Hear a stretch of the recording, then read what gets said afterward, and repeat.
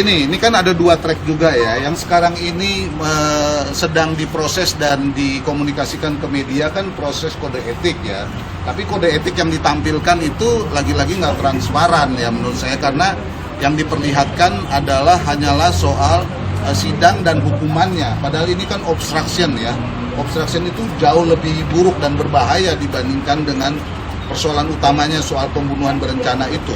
Ya, kenapa? Karena ini menyangkut institusi dan kalian lihat yang periksa juga terlibat banyak. Nah sayangnya ya transparansi akuntabel yang selalu diucap-ucap gitu ya cuma menampilkan itu ya.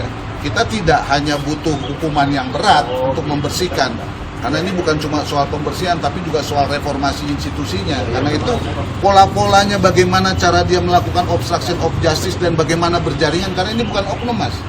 Ya saya khawatir juga kalau saya bilang institusi, tapi kalau jumlahnya 97 yuk mau bilang bagaimana begitu, apalagi yang melakukan polisinya polisi.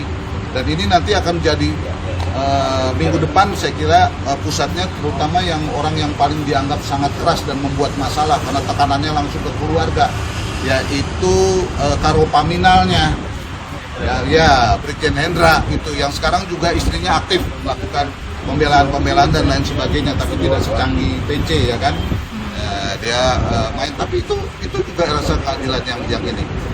Nah kalau substansi masalahnya ya ini ada 2 juga, ada bercabang. Satu yang 340-nya, yang kedua bagaimana institusi ini terutama yang ada hubungannya dengan Satgasus. Karena begini ya, kasus pembunuhan ini ya terjadi, tapi dalam konteks Satgasus gitu ya, ini jadi berlapis-lapis dan banyak tanda tanya. Kenapa tanda tanya? Tanda tanya yang pertama, sampai sekarang saya tidak mendapatkan ya rekening, Anda tahu ya, rekening dan handphone. Padahal handphone itu juga rekening dan lain sebagainya kan. Dan itu terjadi semua hilang karena obstruction. Saya bukan soal obstructionnya ya. Ngomong memberantas judi online, dapat terbukti kan berarti kan. Tapi kan prakteknya transfer. Kok nggak ada rekening gendut? Senjata bagaimana? Senjata mengerikan loh. Polisi dikasih senjata, antar mereka aja tembak apalagi ke kalian. Dan itu repot, ini kan penting. Nah, kalau mau ngomong perkembangan terakhirnya secara resmi, ini baru pelimpahan tahap pertama dan mulai berlama-lama tidak sesuai dengan apa yang saya dengar-dengar.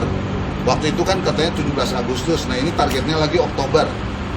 Sementara ini prosesnya masih uji kebohongan. Uji kebohongannya juga bikin masalah, ya kan? Nggak usah pakai mesin yang mahal yang dibeli oleh negara, ya kan? Kita semua saja sudah tahu bahwa kebohongan yang dilakukan oleh Sambo, PC dan teman-temannya sudah pro justisia SP3. Nah perlu pakai mesin. Kok sekarang tiba-tiba mesin katanya jujur gitu loh. Yang diperiksa udah jelas cabut. Memang hukumnya bilang dia boleh cabut, boleh nolak, boleh bohong, kita. Dia nggak perlu diperiksa yang kayak begitu. Terus dibilang wah jujur gitu. Kalau jujur mas, nih udah cepet mas berkasnya ke pengadilan mas. Tapi ini pemainnya yang mengerikan dan bau busuk. Mafia. Motif pelecehan seksualnya itu masih dibicarakan oleh pengacara pak? Ya enggak lah, itu yang saya pertanyakan. Tapi ya supaya kalian tahu ya, ini canggih sekali. Ini jaringan pembela yang profesional. Anda bisa bayangkan, yang laporan pro justisia yang dibuat SP3 ini nggak ada pelaporannya. Tiba-tiba muncul skenario itu lewat rekonstruksi dan lewat Komnas HAM dan Komnas Perempuan yang ternyata itu berjaringan dan diorganisir oleh Jerry Siagian yang tadi malam sudah diputuskan untuk TPDH. Tapi kan nggak terungkap bagaimana dia mengorganisir itu. Emang kamu pikir gratisan kalau udah kayak begitu? Itu ada psikolog, ada aktivis, ada lawyer. Waktu awal-awal aja saya kaget gitu ya. Saya kan pengurus organisasi, tiba-tiba lawyernya Baradae. Klien saya pahlawan. Buset, gimana pahlawan? Terus kalau dia pahlawan, klien gue bagaimana? Yang udah jadi mayat. Masa masih terus-terusan udah jadi mayat dituduh pelecehan seksual sih mas? Padahal hukumnya udah jelas gak bakalan bisa penuntutan. Pertanyaannya buat apa itu? Buat membebaskan.